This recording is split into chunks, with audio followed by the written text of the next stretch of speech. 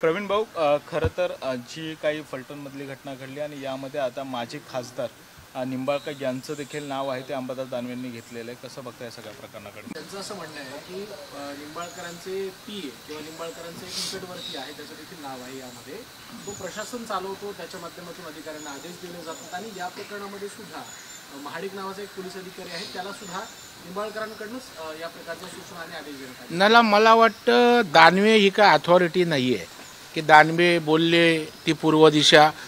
या संदर्भामध्ये पोलीस यंत्रणा तपास करते.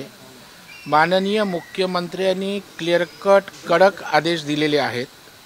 इतकंच नव्हे तर गृहराज्यमंत्री पंकज भोयर यांना स्वतः त्या घटनास्थळी संबंधितांना भेटायला पाठवलं होतं. आणि मला वाटतं सरकार अशा कुठल्याही गोष्टीच्या बाबतीत त्या ठिकाणी डोळेझाक करणार नाही. या राज्याचे मुख्यमंत्री स्वतः गृहमंत्री आहेत आणि त्याच्यामुळं कडक यामध्ये जे जे संबंधित असतील त्यांच्यावर कारवाई होईलच.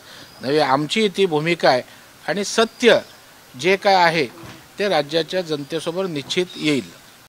आता isakal.com आहे देशातील नंबर 1 ची मराठी न्यूज वेबसाईट. प्रत्येक अपडेटसाठी isakal.com ला नक्की भेट द्या.